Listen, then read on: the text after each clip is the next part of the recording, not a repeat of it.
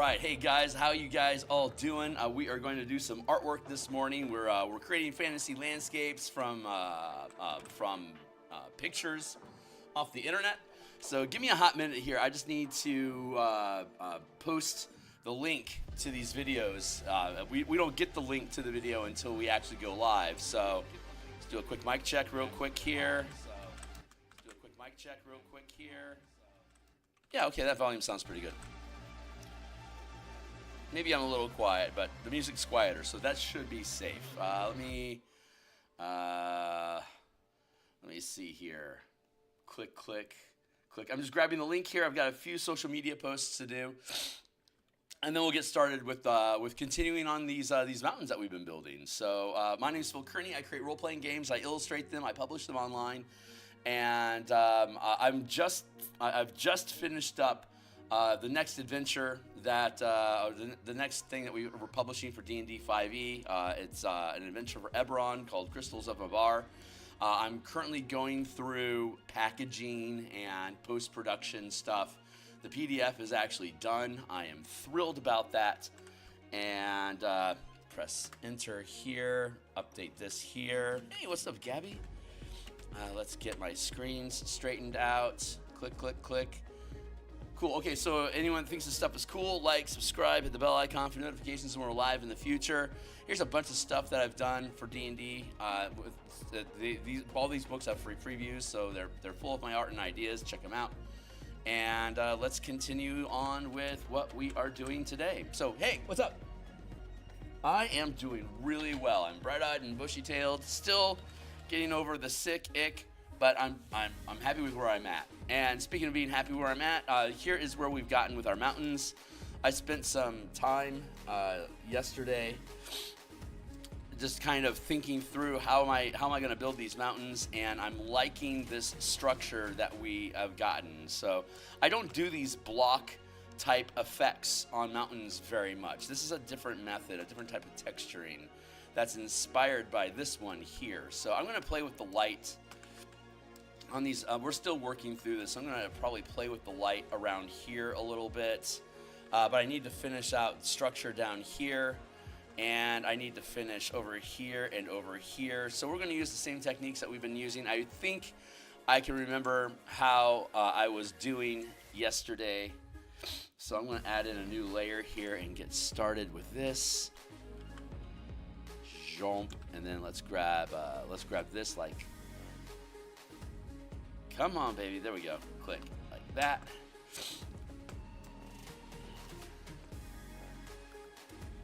Am I not being here long? I'm streaming in like 30 minutes. Oh, right on. Good on you. Glad to hear it.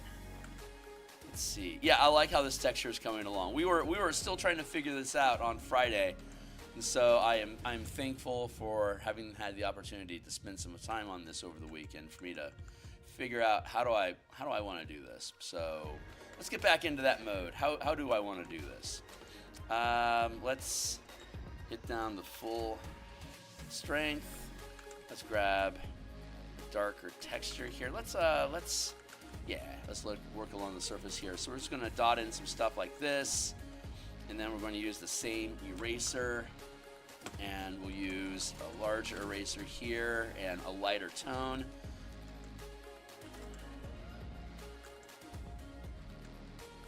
Let's go to this here.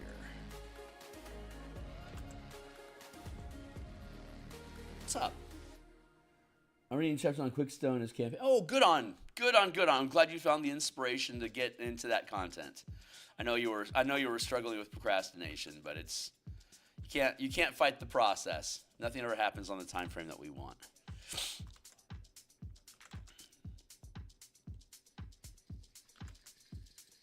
There, like that. Let's lighten that up a little bit. Not so haphazard.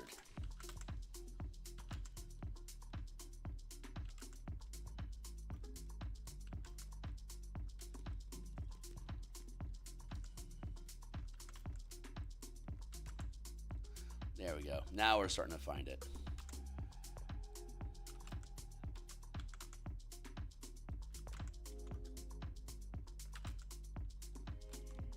This takes a little while, but this texturing, this isn't as just like a slick of snow across aged rock. This has got that heavy texture to it that makes it more specific. Like it's a lot of mountain design with Bob Ross's wet on wet technique is vagary and inference of texture and mass by the way that he plays with the snow texture and the lighting on the mountains. But it doesn't actually require a lot of detail.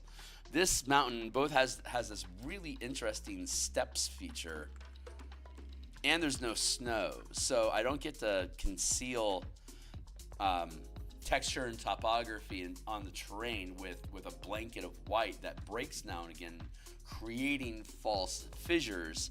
We actually have to build all of them. So like once we get down here, you can start seeing how the rock smooths out. It doesn't have that rough texture anymore. That's something that we're going to be able to make use of. But we got to get, this is our line break that we're going to start being able to use that texture a lot. So I'm a little ways away from it.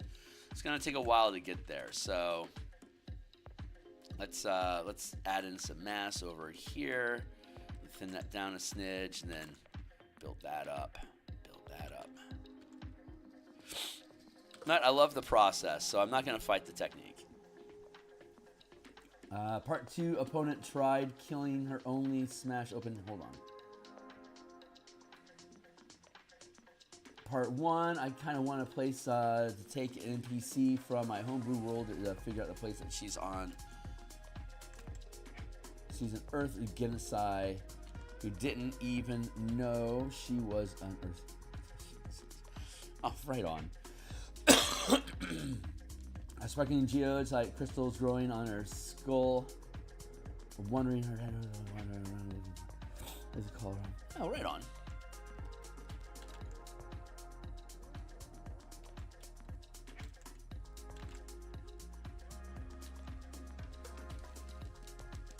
Let's erase that a little bit just to fade it in. And then we can give this a tilt here. And we can create some step down here like that, and then we'll paint over here, and we'll fade this texture in along the base. So we're basically just making a lot of highlights and edge point ridges by erasing the internal texture that we laid down. See that we make that go away, and that fades into the mountain. So we'll add some more dark here, and then we're going to layer over that with some highlight like this, and then we'll fade all of this in. Because you're not going to have heavy shadows if it's bending towards the light. So we have to be judicious in our use.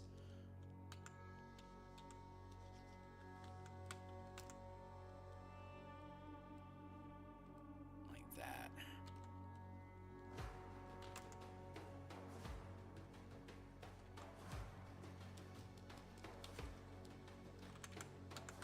That. There's some smudge here. Bring that down a little bit.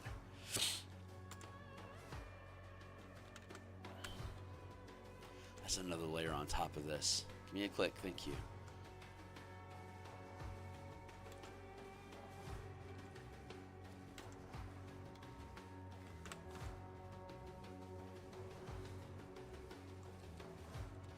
Add this line in across through here.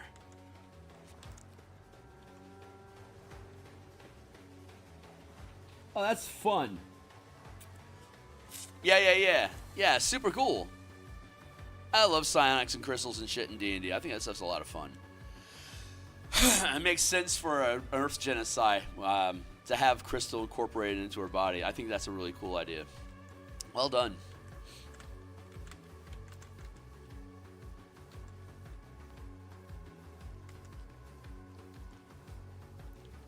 Fade that down a little bit.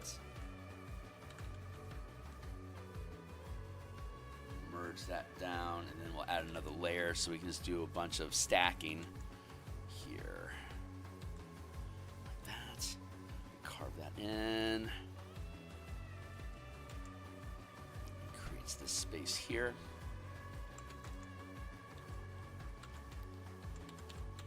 Do a little bit of texture pulling here, and then we'll erase along the base to fade that in.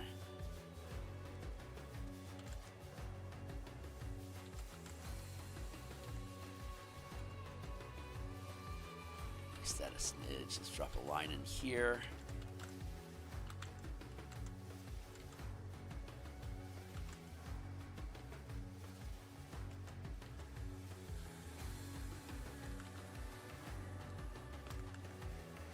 Good, good, good. So far, so good. Let's drop shadow in here. Again, we're adding steps and mass and pushing it towards the camera by stacking the effect up on top of each other. We'll blend down here and then erase that a little bit. Nice. Now I'll flip this over and I want to merge this down. Nope. Merge down. Good. Now I can go through here and scratch this line through.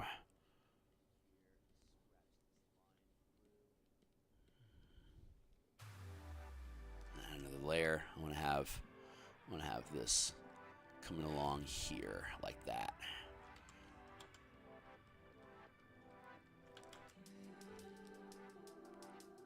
Drop some shadow in here like that. Help build out that step a little bit.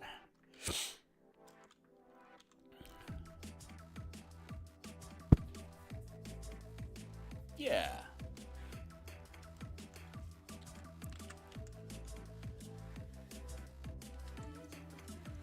Fade that in a little. Down here, fade that in a little. Add in the highlight over to block it out.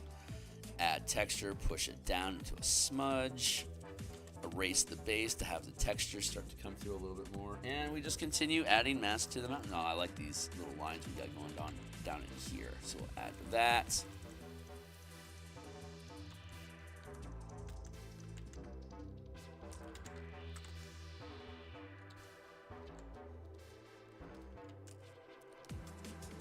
Let's do this.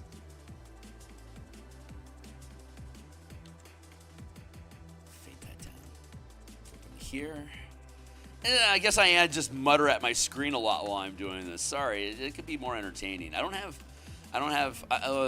What's going on?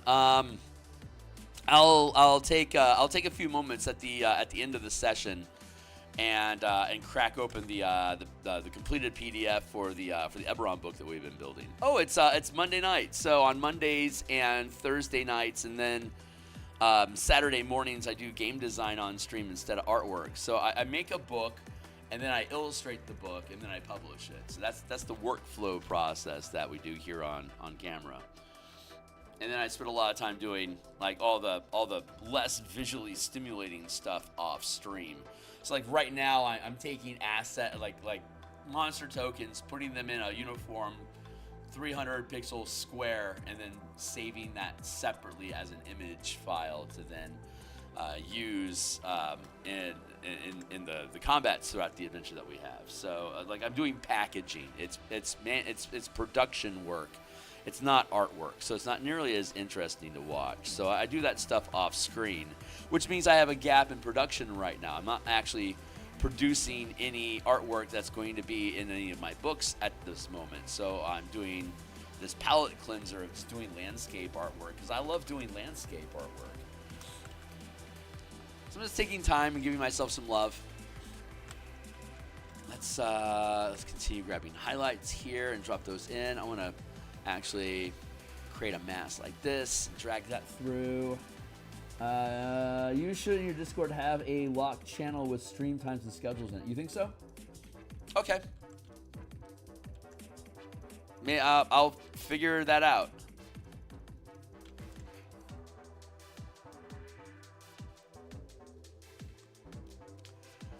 Let's fade this cascade rock here, and then let's add some verticality to it like that. Erase, that gives us some extra texture.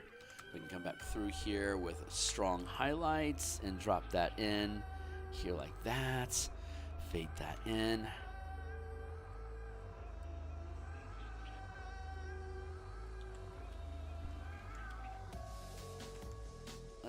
let's get some bobs and bibs in here to help. The one thing I'm not liking about this composition is that there's not a lot of contrast between this the front end of the mountain and the background. With the sample that we have, there's a lot less highlight going on. It makes it pop a lot more. So I'm probably going to have to drop a thin veneer over the surface to help drop the value of the piece overall, so it can have more contrast against the skyline. I love myself some morning coffee. I think a Rogue One Slinger for her sounds neat. I think that sounds really neat too.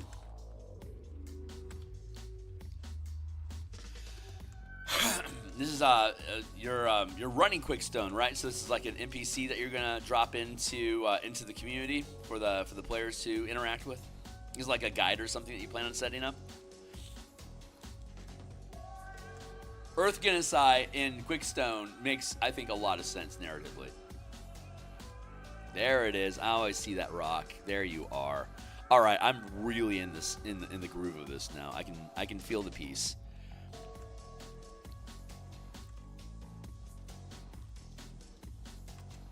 There we go. I like where this is at now.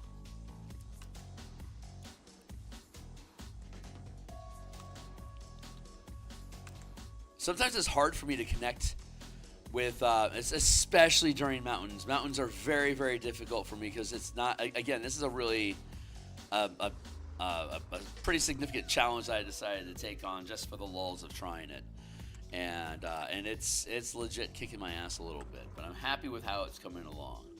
But once I find that groove, it makes it a lot easier for me just to be able to freely communicate. It's while I'm still trying to find that space that it makes it really hard for me just to let go and let the muse do what she wants to do, so that I can freely talk about whatever comes up. That's what I really love, is being able to just turn off my brain and let it roll, and just see where conversations can actually take us. So I need to bring that down a little bit, and then let's look at grabbing this mid-tone here like that and dusting that across here. Drop that a little bit. See, it's thinning the severity of the shadows, which is like on a curved surface. It's going to have like the lighting here. You can see the lighting is bending around my fingers. At these tips here, the lighting isn't as strong as the back of the hand. So too are mountains. So I want to try to be mindful of that curvature, so it's not so two-dimensional. If there's too much. Let's dust some on over here and see if I can get my point across. I'm going to smudge this in a little bit into the terrain.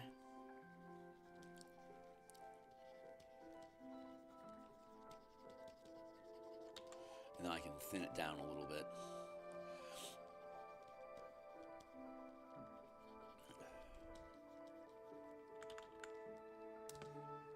See, it pushes it forward out of the shadows, so it becomes a forward facing instead of receding. If we leave these shadows here, I can tip this up here like that to create a new ridge. And since we have all of the structure and texture in place by changing the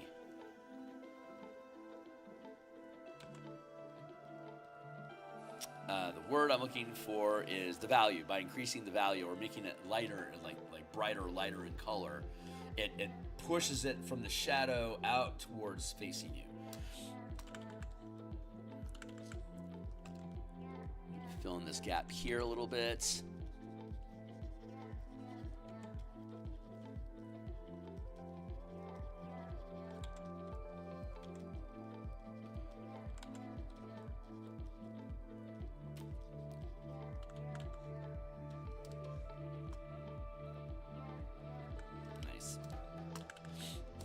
Nice. Liking it. Let's see. Good.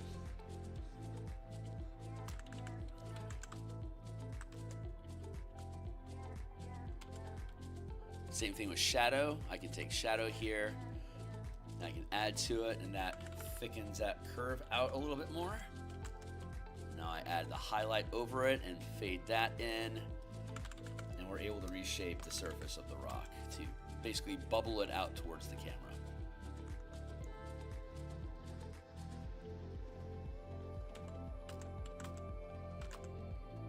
There, fade that in, cut across there.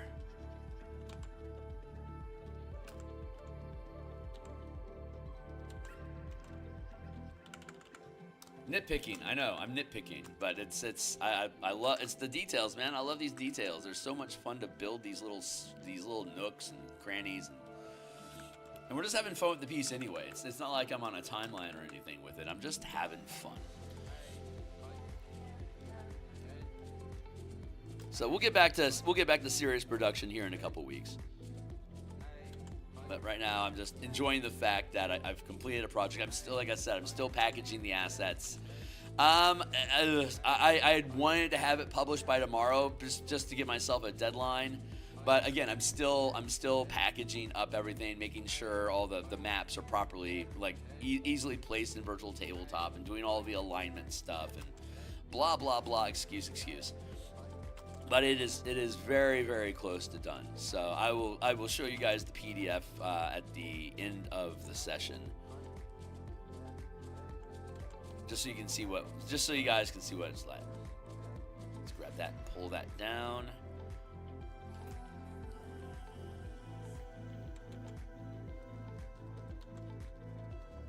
Erase a little bit of texture there.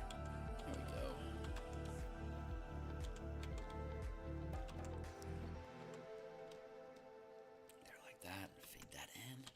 Add in some more texture here, fade that in. Let's grab a mid-tone like this, drop that in to help blend this out here further down. Chop, chop, chop.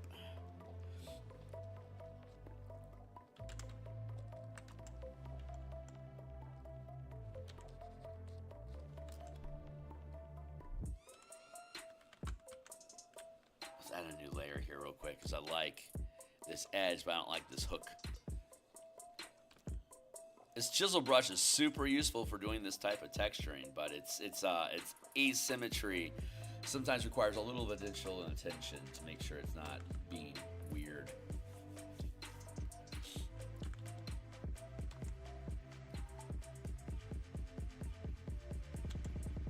Nice. That's fun.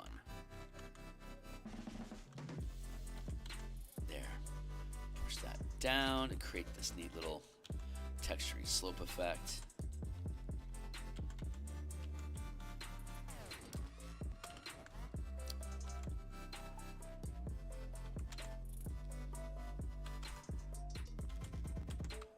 Grab this mid-tone over here and drop that in for some shaping here. Push down and blend, and then fade it out a little bit.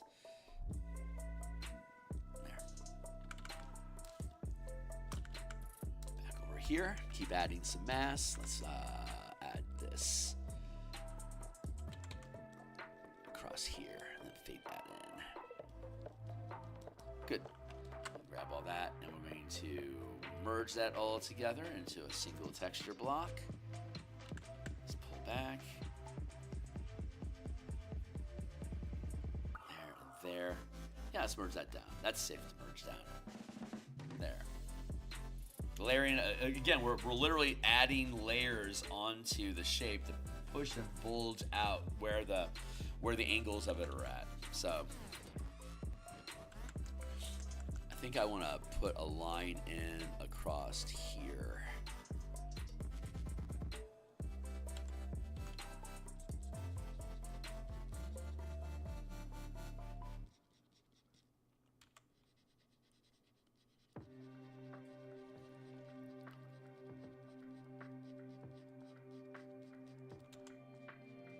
Using the angles that we already established, pulling down along the surface here.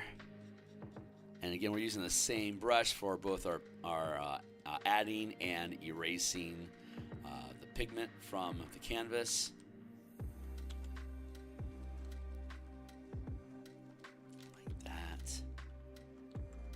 And now we're creating this neat little shelf inside of here. Like, this would be a cool place to put a temple, honestly. So let's build out a ridge line here. This would just be a, like, I can just really imagine like stone giants or something making this their home. That'd be super fun. Let's add this line all the way across and expand the shape of the mountain here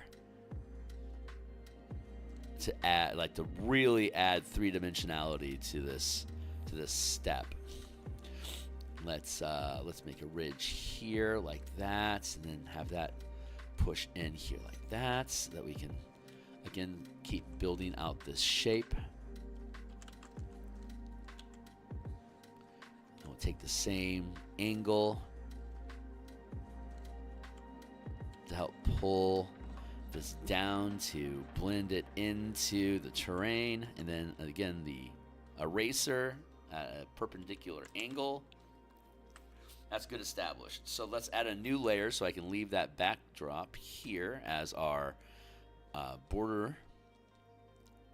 The silhouette is the word I'm trying to use there. And again, we can pull down here into the shadow, blend across and down towards the mass, and then erase at it a little bit to thin it up. I'll add another line in here. I can already see another step. I love this stepping. I've never seen mountains with these obvious steps in them. It's super cool. I really love that. So yeah, this is a really neat piece of terrain to be playing with. And like, it literally has like, this is like a platform level or mountain, you know? Let's add another step across here. And you know, honestly, I think I'm gonna merge all of these. I'm gonna merge these two together on top, and we're gonna keep adding to this one. I'm gonna put another layer on top of this to keep adding to it, because I don't wanna mess with what I got going on underneath here. Let's fix that up. What's up? You should look at some places in Colorado and other places in the Southwest United States. Oh yeah, like mesas and shit. There are a lot of places like that out here. Nice. Yeah. There's a lot of striation in the Grand Canyon as well, I believe. So yeah, I'm gonna switch up the terrain after this one. But when I circle back around to this type of, it's good to know like how this type of mountain is structured, because I like it for fantasy landscapes. It just feels like D&D-ish sort of stuff, if that makes any sense. Let's get rid of that curve and bring that forward a little bit, and so we can create, again, I was talking about that stepping effect. Let's keep that alive. This mountain chisel, this slightly curved edge that juts out here, is really useful. There we go.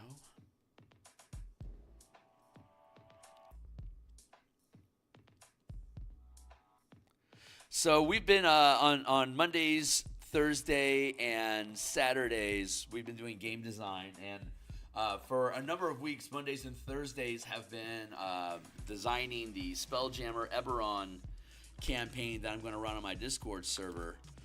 But I'm really feeling itchy to work on color magic stuff. So we did Cleric on Saturday. Last week on Thursday we did the Bard, and Monday and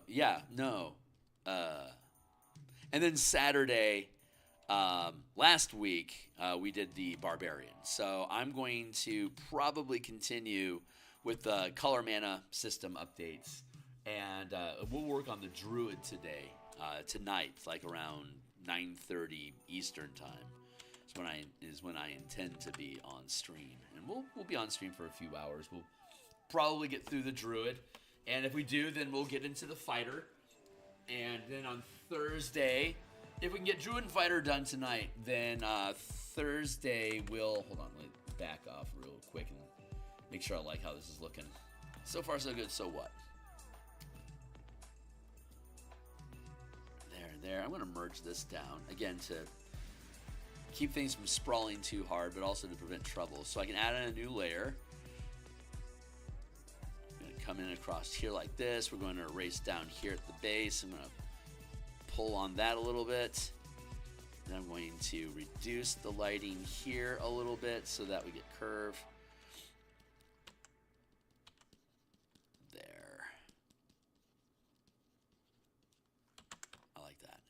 Let's fill this in a little bit.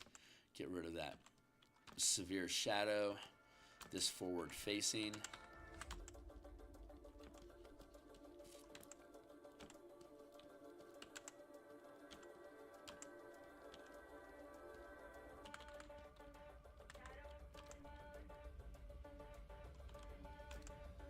There, that feels better. Add in here.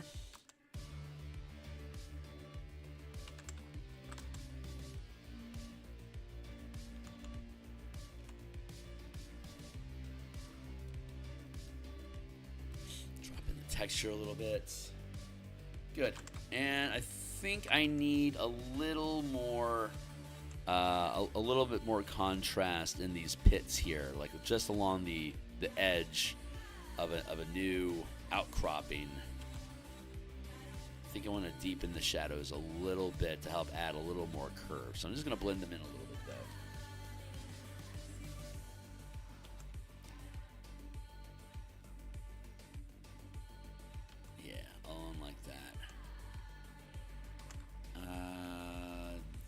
That looks to be, yeah, that's a little darker.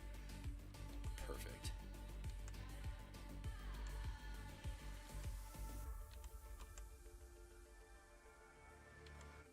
Like that.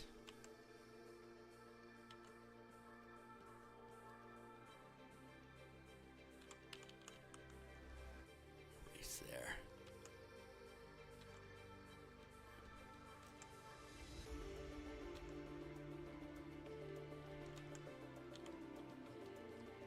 There, and I don't like that. Hold on.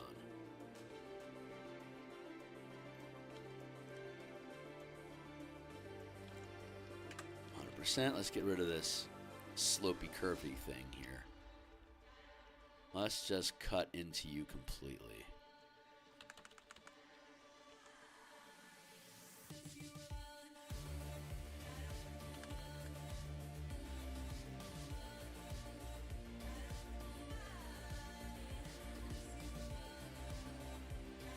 Yeah, okay, that's not gonna go anywhere. So let's see. Let's merge this layer down here, and then go to this layer, and let's add the color back in.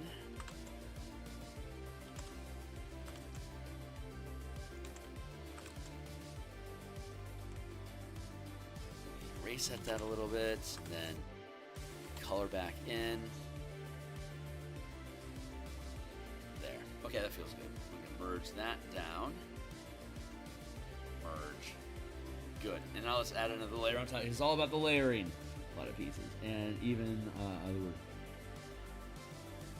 yeah, right on. Yeah, I just got to get more and more exposure as I keep looking for new terrain to use as inspiration for additional paintings. I keep finding cool things. So, absolutely agree.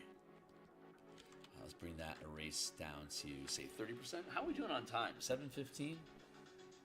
Okay, we got 40 minutes left. We're doing great.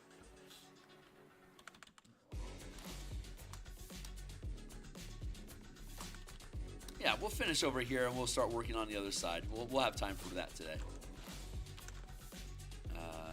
Let's grab this.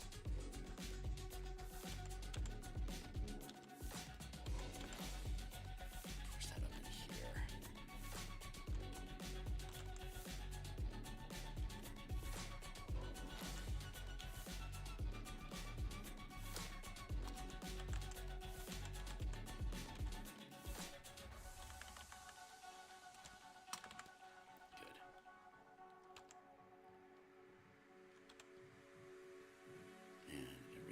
there. Add that. Erase it out.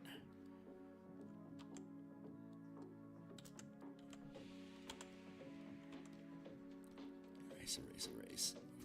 Flip it.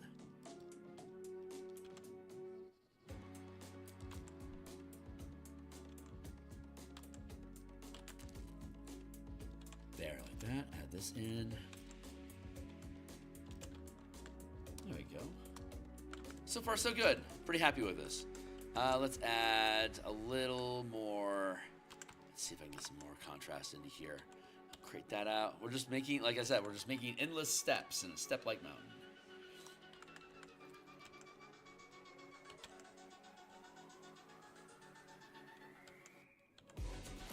Fade that in a little bit. That feels pretty good. Yeah, I like that. That feels good. Let's thicken this up a little bit to support that shape. And add that in, a little bit of cropping. Nice.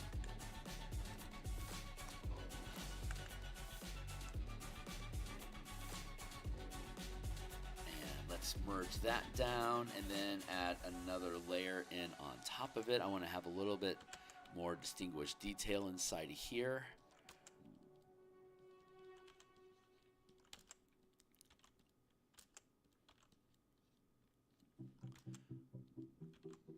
Yeah, like that. Break that up in here. There we go.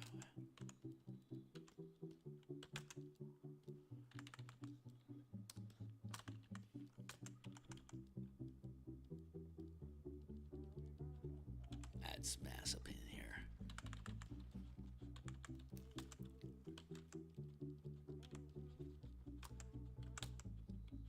And then, there we go. Add in some shape here. I want to erase that down a little bit to have it be more forward facing.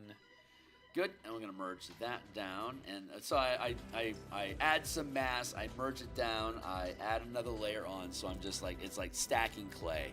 That's how it feels to me anyway. It's like I'm stacking up clay on a shape, but you know, in a two-dimensional space. Yeah, let's pick at that and scrape it in.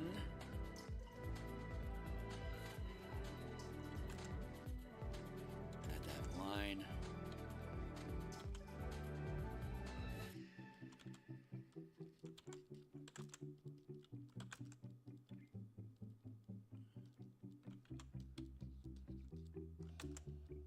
Coffee pots sighing at me. When will you drink me? You're absolutely right. I should drink some coffee.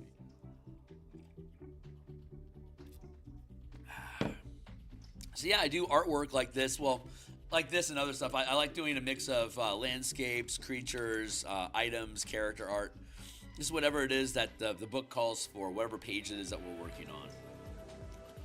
But this next series of books, I think what I'm going to try doing is do like a few pages at a time, and then like do the formatting and the layouts and stuff for the page, and then immediately bring it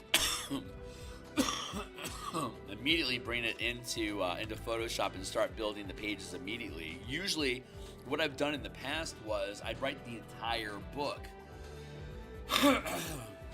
And then do all the layouts, and then those gaps that would be open, I would then fill with art. But the problem I have with that is the artwork takes longer than the book. So I'm starting to stack up on book stuff that's only partially done. So I'm going to have a long period of time.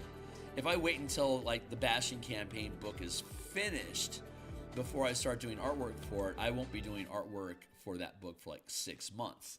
But all my books are in that condition. So what I want to do is since production, like stream design time is on Mondays, Thursdays, and Fridays, I think what I want to do is do like 2 or 3 pages of design. And then whatever gaps are there, then start doing the illustrations for that, so I can literally move through a book piece by piece, and have more. I think more of a. I just think that's going to be a better process overall. So I think is what I'm trying to say. So I'm pretty sure that's what I'm trying to say. Don't mind me.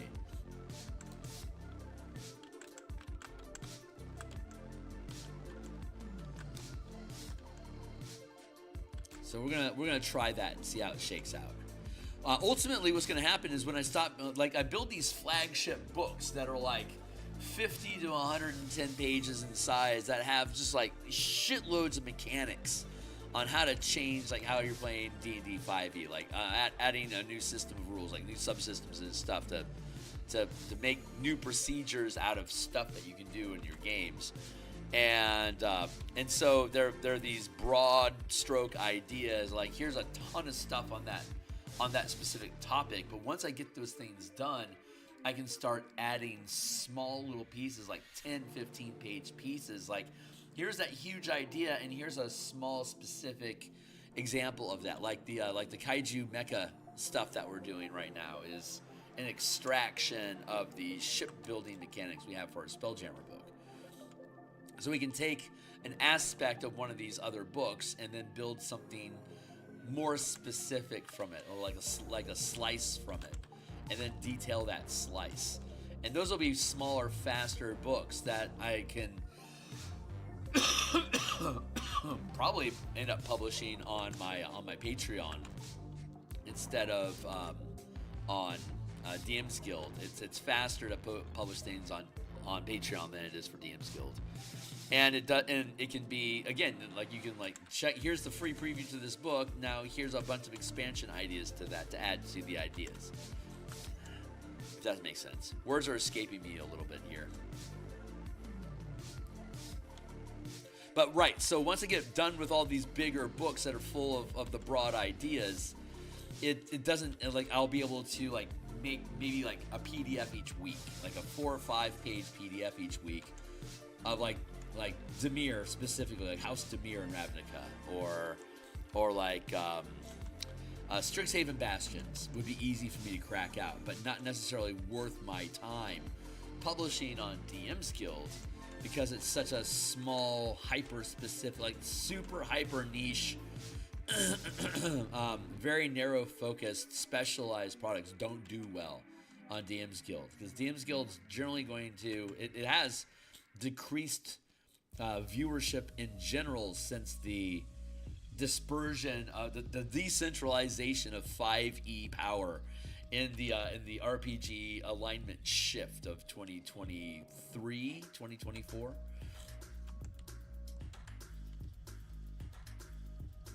So since the zeitgeist of 5e game design is shifting away from WotC specifically into a bunch of third-party content producers, that makes DMsGuild less viable as a central source to be able to just automatically promote and receive coverage. So there's less incentive to do things specifically for the DMsGuild, which changes your ownership rights. If you're doing things on Patreon, you can't use, if you want to get paid for it, like paid per product, you can't use Wizards of the Coast IPs like Magic the Gathering and stuff, but I can make free fan content on my Patreon and publish that utilizing stuff that's already published on the DMsGuild. And as long as the stuff that I have on the DMsGuild is 100% free preview, you can I can reference the pages where I'm pulling content from to build whatever that PDF is about, and you can get access to that content at no cost off the DMsGuild if you just want to support me on Patreon. Like, that's the idea. That is the idea.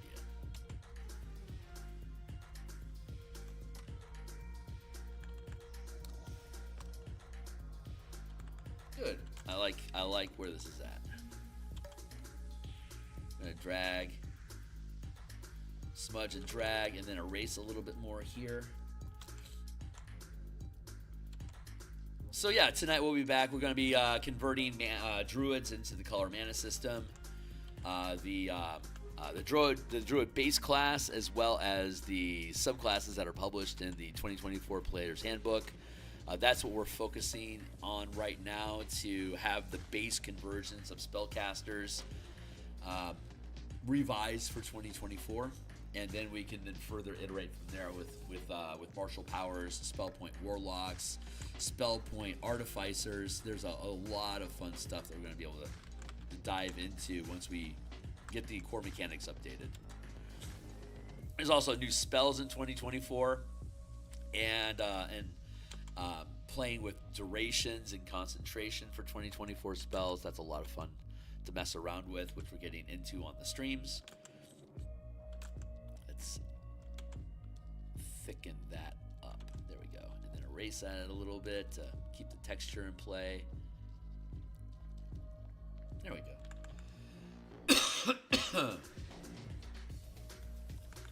Still got that lingering sick going on. Boy, this sick has been just lingering on me for freaking ever.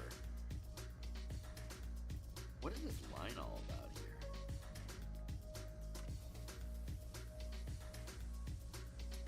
Thank you. All right, let's add another layer here so I can, let's see, what do I want? I want to get rid of this line here.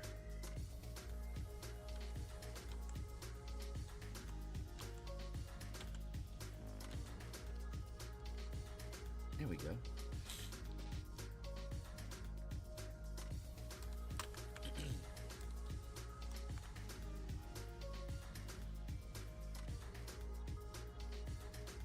This is where we were before we started today.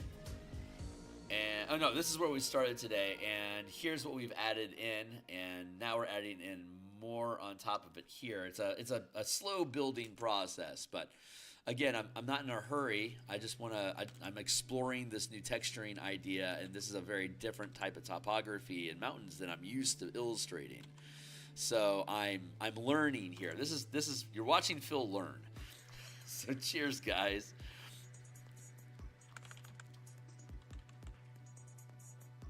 Yeah, I want to add a little. I want to add some mass in here. I think I want to do that like this.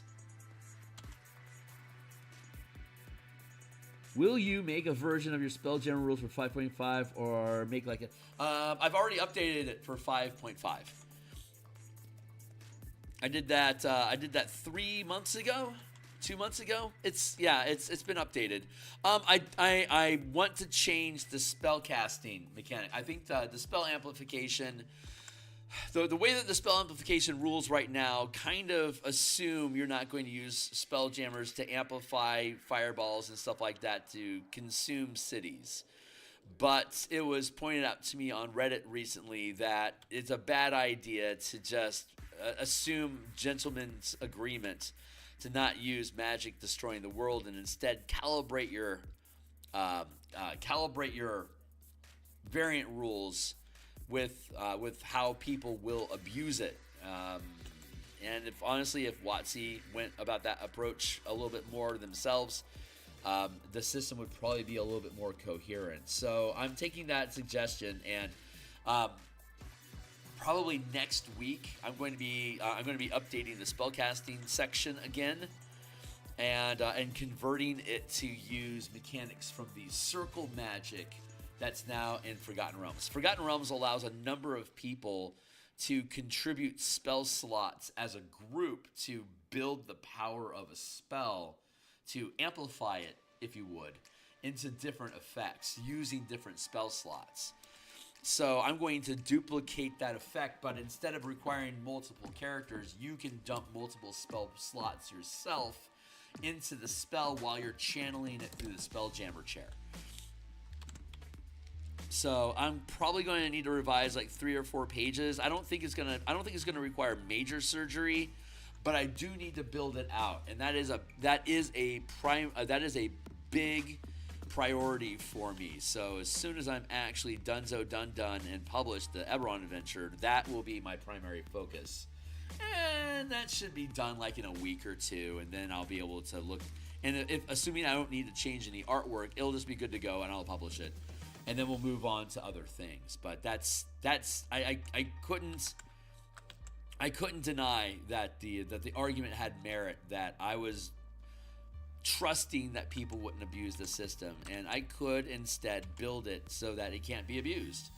It's more difficult to do it that way, and it's more limiting, and it doesn't quite go as far as I want it to, but it's safer. So yeah, as it stands, it's good to go for 2025 as is, but I will be revising it probably by the end of May. By the end of March, it should be. God, I hope not May. By the end of March, it should be completely revised and good to go. And then there's the subclasses that we're going to add to, and of course the kaiju mecha mechanics that we'll be adding. But those will be separate expansions, like $2 or $3 kickers, or like pay what you want or something. I don't know what I'm going to do with them, but there'll be expansions that I can then tie to the main book and bundle them together so that everything gets a discount. I like doing that with books. I like making a primary book and then secondary, smaller books that support the primary book, and then bundle them all together into a single grouping of PDFs that everything's at a discount. I mean, they're all free to read anyway, but people buy my books to support me and support more ideas. I hate it when you have to buy the book to look at it. That pisses me off so much. Absolutely hate that. I mean, it's I don't know. It's if people are really willing to give up them money that easily. Maybe I'm a fool for being generous and giving them access to stuff to decide for themselves if it is worth paying for. That just feels more honest to me. So maybe if this was the only way I could make money, I'd be more stingy about it or more aggressive. I don't know what the right term there would be. But this is my hobby. This is my fun, and I don't ever want to get too serious about things I do for fun. I've done that before. I was full time for about 9 months in the early 2000s doing character commissions and book art, and boy, I hated it. I hated it. It was like I had to take commissions to get paid. And so I had to be very loose and open about what it was I was willing to do, even if it wasn't something I was excited about. The money it was willing to offer me was where the excitement came from, and that was a bad source. I could not sustain that. So I dropped out, went back, got a real day job, and made this a hobby ever since. So. Yes. This feels really, really good down in here.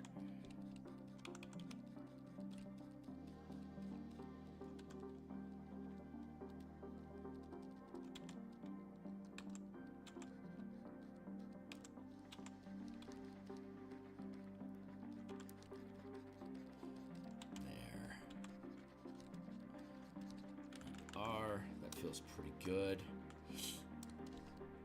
Again, we go back to our original illustration. It's got this crisp contour texture, and then as it starts getting towards the base, it starts to smooth out, and the modeling becomes less. Mottling, M-O-T-T-L-I-G, mottling, starts to lessen, and then it just disappears altogether into smoother, smoother worn stone. So I'm liking that's where we're starting to naturally get down in the piece here as well. This is the natural. This is how the piece evolves. This is what it's supposed to be doing. That's what I think is what I'm trying to say. I don't always know what I'm trying to say, but I believe that is what I was trying to say in this instance.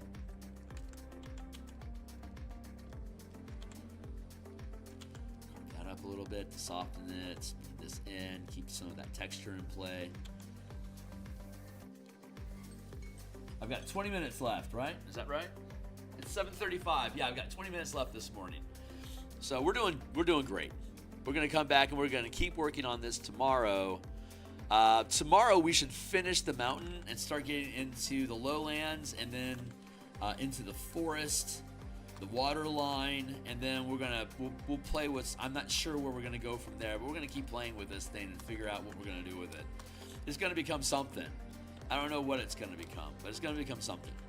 I want to extend this this line here.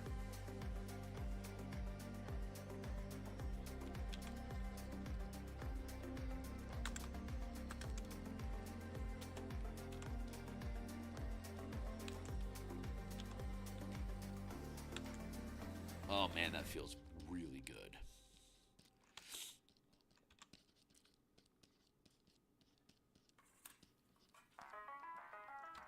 Let's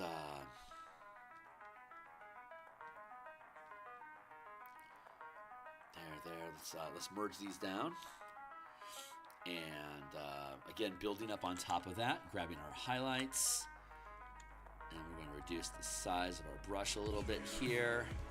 And then blend down like that. And then pull on that. Blend that down into there. I locked up. There we go. And then erase.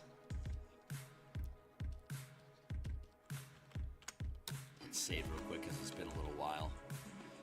Yeah, I'm building into this. I think I'm gonna work this edge along here. I like this ridge that we've got going on over here. I want to keep that and just play with this for a little bit. Just adding in some structure.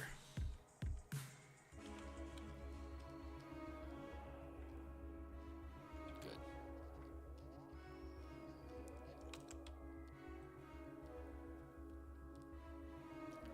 It's creating the outline of basically where this is at. Since we have these stepping striations, I love this so much. Since we have these steps, we can use that idea to help create these shapes and forms inside of the piece, inside of the structure, to start lining them up.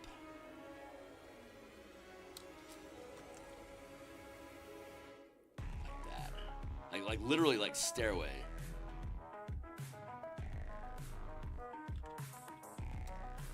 So now we're creating a face that's like this way.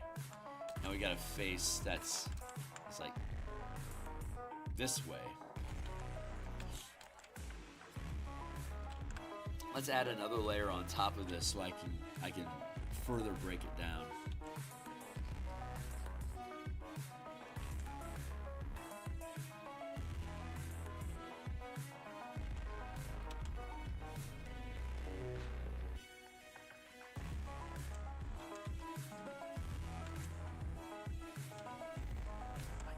Something like that. Let's break this here.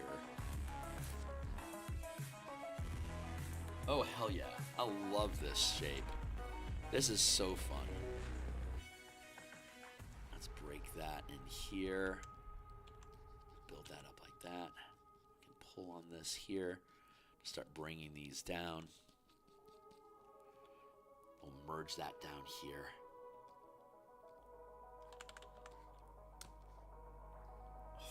Fun. I think it's more reasonable if it's like only a section of the book that's previewed. That's fine, but no preview at all. It's kind of weird. Yeah, no kidding. These are a separate version of 2014 for us. It's too much money to rebuy. No, you don't have to. You don't have to rebuy any of it. When I update the books and I reload it on DMsGuild, it replaces the previous version. If you've already bought the book, you still have it. When I could release it as a separate book to buy again, but I don't. Once I publish a book, if I update it, that's on me. You've already bought the book. If I want to update it, that you're going to benefit from that. So if you buy my books and I update them, you can just go to my library and then select that book and then download most recent copy. And you still have the backlog of all the older versions, so all the 2014 books still exist in your library, but you can go in and you can update products. So, absolutely, yeah, you get that shit. Hey, what's up, Steve? It's good to see you, my man. Yeah, I like this. I like where this is at. I'm gonna add a little bit of mass to this over here, just to flatten this one out a little bit.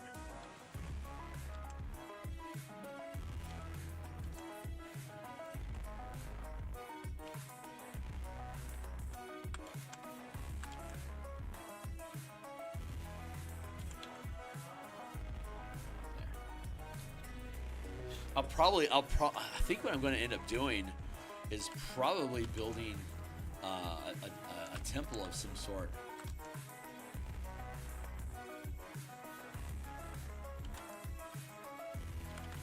I'll end up doing something like that, like putting some sort of structure. Like, this is begging for some sort of structure. I haven't figured out what it is yet. I want to build the piece and then look at how I can add some fantasy elements to like make the world seem lived in by multiple different evolutionary paths. See what different types of creatures would do with this terrain. That. We'll thin this up a little bit. But yeah, we'll get into that. That's where I see this going.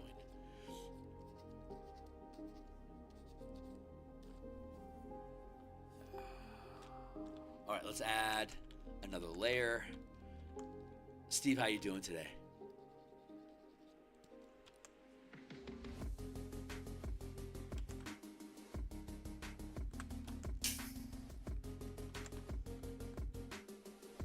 I was told once that oi is like an aggressive, angry sort of starting statement. Like, I'm going to start a conversation with you and I'm going to be angry during it. That's what I was told oi means, but it just it never lands that way. I don't think that's accurate. maybe it depends on your native language determines what the purpose of the word oi is, but to me it's just, hey, what's up? Oi, what's up? I don't know. Cultures are weird.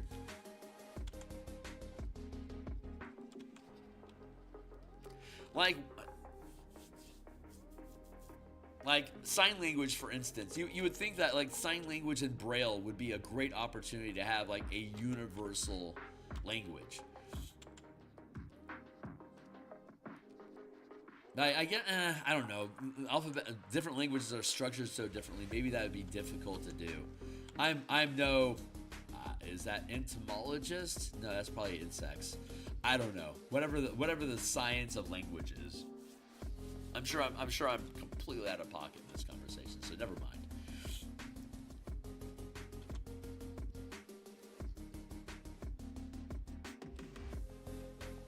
It feels like a thing. Like if there could have been a common tongue in the world, like sign and Braille, I thought, or like Morse code. I thought those might be the ones, but then you have to think about like Asian languages are completely structured differently from Greek structure, for instance. Anyway, never mind. I'm completely talking out of my ass. But that's typical. Don't I always? Do that. I'm going to smudge these a little bit and then erase them down to blend them in. And that is how we build up mass. We're going to continue doing that. And then we layer shadow over it, and then we layer highlights over it again, and we just keep building up like clay. We keep adding on layers until it has the volume and curvature and shape that we want for the piece. So we can just keep adding stuff in. Wherever something catches my eye, like I want to have like these shadows were a little bit too deep, so I wanted to shore those up. So I'm just dropping in and then erasing this lighter valued pigment, but keeping the same contour and texturing that I've been using.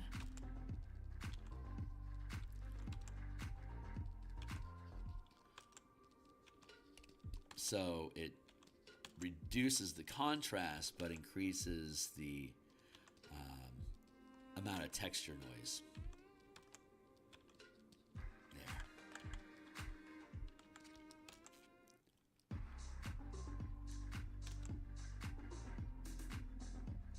And again, because of how this rock works, we can add these literal steps along the piece. Super fun.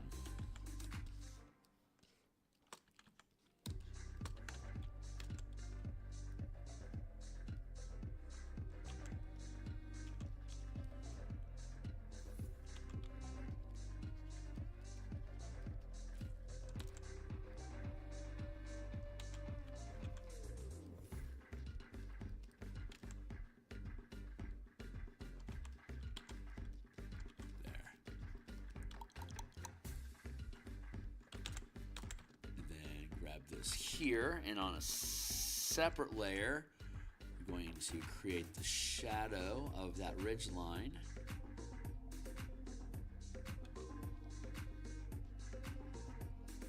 Just make it stand out a little bit more.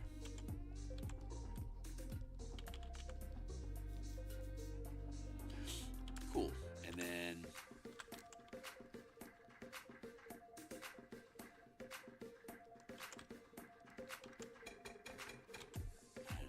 lighting there. We'll smudge that out to break it in, and now we're going to layer over that again here to thin it down.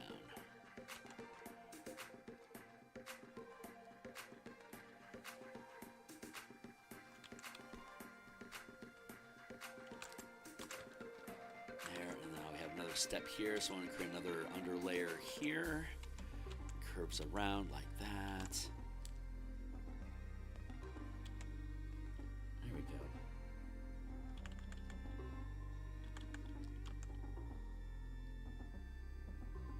Yeah, and we can connect those things here. Blend in here. There. Again, it's pretty meticulous, but I really just enjoy the process. Maybe it doesn't pull the same numbers of people interested in watching as some of my other fantasy illustrations do, but I just really enjoy the process of building these things. They're so much fun.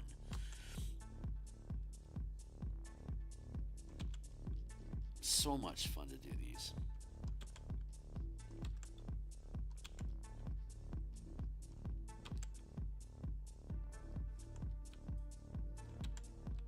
I will say this, for the past 2 years I've benefited from being able to add Eberron to the description of all the illustrations that I've been doing, since all the illustrations I've been doing have been intended for the Eberron book for the past 2 years, and now that that's over, I'm not specifically doing Eberron art, so I'm not going to claim that I am. So I lose that. I think I'll lose that level of interest from the casual algorithms that's coming through with YouTube. I am what's the word? I'm obscuring the intent of the channel by not being more clear. It's just landscape painting. Okay, whatever, Kearney. Less focused. I'm feeling the hate for it. And I love that. Let's see. Okay, so this feels a little bit too texture heavy over here now. So I'm gonna thin that up a little bit. Create some more solid blocks of texture going on in here. It's just looking a little too contrasty. Too noisy, just for the sake of noise. I'm gonna thin that down a little bit. Now, the benefit of having doing this on a separate layer is that I can erase and chew at it so that the texturing I've already done isn't lost. I'm just reducing the amount of contrast in the shadows by blending these in and doing a light paint over. So I get to keep the benefit of the texture without having to stay committed to the amount of contrast between the facing shadows and surfaces. Word salad.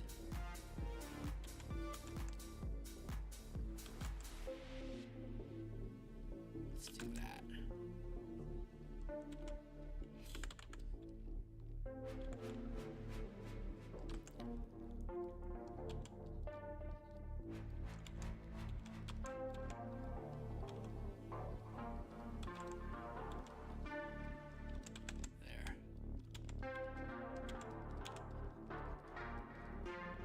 This is too much here. I need to thin that up because it's like too deep of a shadow considering the angle is so forward facing towards the light source on the right hand side of the page.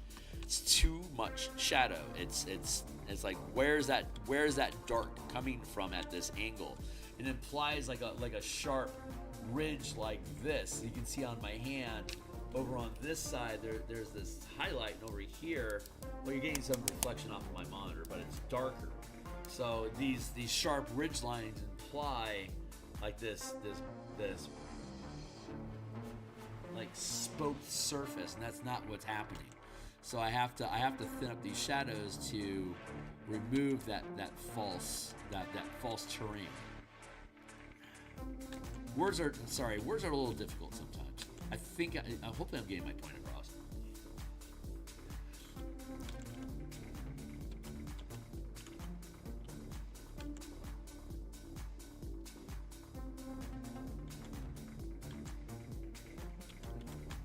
Like that. There we go.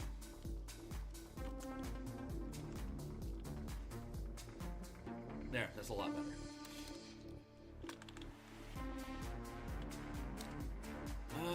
Let's see. I think I can. My eye keeps getting drawn over here, so this is where I need to draw. Let's create that there. We can erase underneath it, and then we can take these highlights here, and we can loop some of that into here. Keep that line.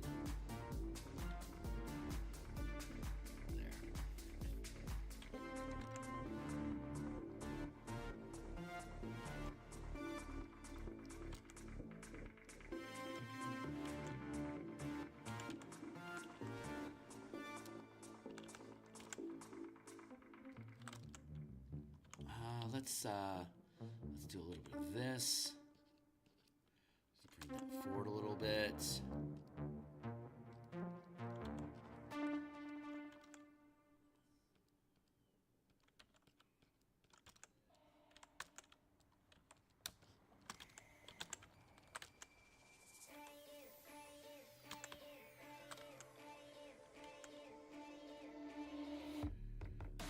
I like this song. Maybe I'll darken the sky a little bit just to help create that contrast point a little bit more along that ridge top. I like how it's sitting now. I really like it. Let's bring this forward.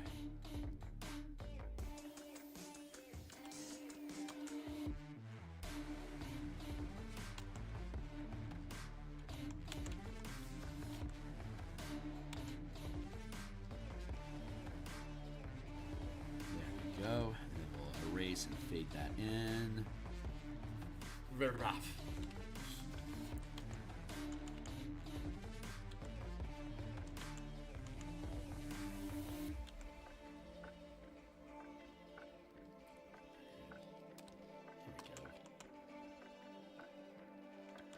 Okay, now I'm starting to get off track.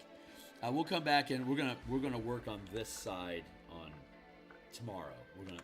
We'll be able to resolve this tomorrow, no problem. Let's stay focused over here with the minute of time that we have left.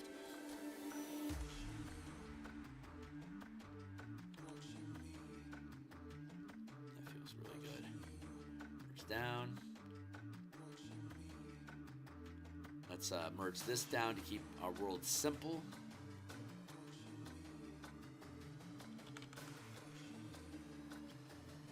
So this is where we started at about an hour ago, hour and 20 minutes ago, and we added this, and now we've added that. So again, it's a layering effect. We're adding mass and building up bulk to help flesh it out and curve the surface out towards the camera. I'm really liking where all the shape is at up here. So might mess around up here a little bit. I like the idea of there being like a temple thing going on in here. So I might thin this up a little bit to not make this too repetitive. Barf. All right, that's where we're at. Oh shit, I was gonna take a minute of time to show you guys the PDF. So hold on real quick.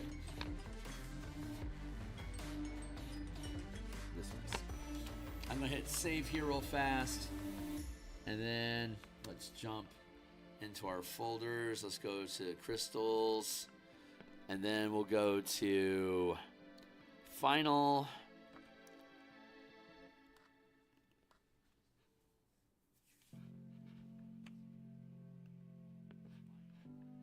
Let's see if there's a full screen mode.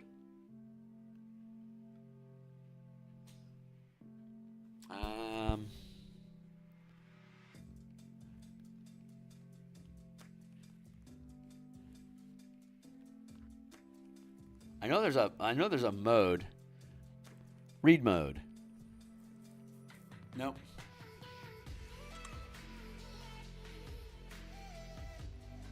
Full screen mode. Okay, cool. There we go.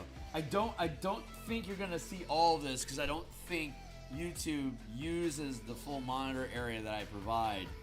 But here we can use the navigation buttons down here to jump around to different sections of the adventure. We can go to like these are each different locations in the adventure as well. So you can click there and you can click here. It takes you to the different maps and the different regions. Let's see. Let's go back to. Why is my mouse being? What the hell? My mouse is being really weird. Let me grab a felt surface to use my mouse on. There we go. What is this? Ruin walls. That is bloop, over here. That's total cover. So total cover, a target behind total cover can't be targeted directly. Very nice to know. Let's go to here. And let's see, what's this? Magical Wind Vane? Magical Wind Vane. This apparatus is 10 feet tall, appearing as a vertical shaft of metal with fan blades atop, spanning 5 feet. As an object interaction, each round a foot pedal can be operated to rotate the fan, creating an outward wind that duplicates the effects of a wind wall spell, emanating 20 feet from the center of the device. And all within the emanation receive the cleansing effect of the prestidigitation cantrip while the apparatus is in use. It's a quasi magical item. So, gatehouse region. Let's see. What's this? That is difficult terrain. While occupying this environment or space, the ground is considered difficult terrain. Every foot of movement costs 1 extra foot. So then let's go to one of our maps. Let's go to here. This is the crypt. Here's our lid off. What's this about? B. Area B, sarcophagi. And here's an illustration of the sarcophagi. So this is the document. It bounces us around from part to part. What's going on here? Neat. It's a escape prisoner chamber here with a hidden manhole. So let's go to the gatehouse. Here we go. What's going on inside here? Click. Hey, there we go. It is the command pavilion. Cheers. So you see. Hold on. Let's get out of full screen mode so you guys can see me again. That's our PDF. So we built the PDF. It works well. Now all I have to do is take all the assets from all the things. Here, let me show you again real quick, and then we'll cut out of here. We'll go back to full screen mode. Appendix A has all the different monsters that are in the book, and we have hyperlinks guiding us to all these different monsters. But we have to make tokens out of each of these creatures. We have to make sure that all the map assets that we have for the adventure are sitting properly. But this 16:9 format, it fits inside of a phone. Each of these columns is 9:16, so you can look at it one column at a time inside of the document. Let's go look at this. Yeah, there we are. The necrotic chrysalis. That's where the ritual is taking place. Here you go. The necrotic chrysalis right here. And here's the artifact that's inside of it. What's this? F. Oops, hold on. 2. Oh, that takes us to area 2. Hold on. D. Do I have this calibrated wrong? Hold on. E. I need to check on this. I think these hyperlinks are wrong. I'm glad we're doing this. It seems like I'm AB. Oh, that's right. There. No, if I just click on the screen and nothing else is going on, it just takes me to the next page. That's a thing I hadn't thought about. Yeah. What do we have? D, E, F, G. D, E, F, and G. These things are already all right here. That's why that clicking isn't working. A and B. We have bunker door mechanism here at A, and then we have the trap door here at B, and then the next room, 3. Where was that? Here we go. 3. That takes us to the teleportation circle. There you go. Anyway, Bob's your uncle. That's what we've been building. So that'll be on DMsGuild probably next week, as soon as we get these assets finished. So yeah, stick around. We're going to continue doing landscape art. We'll build this into a fantasy environment. We're just going to keep building this out when we come back tomorrow. Tonight, later on at 9:30 Eastern time in the evening, we'll be doing game design. We're converting druids into the 5-color magic paradigm instead of the Vancian 8 schools of magic. We're using Magic the Gathering's 5-color mana system. We're updating all that stuff for 2024. So if you think that stuff is cool, tag along, like, subscribe, bell icons, notifications, all the blah-de-blah, and I will see you all tomorrow morning. Thanks for checking out. Laters.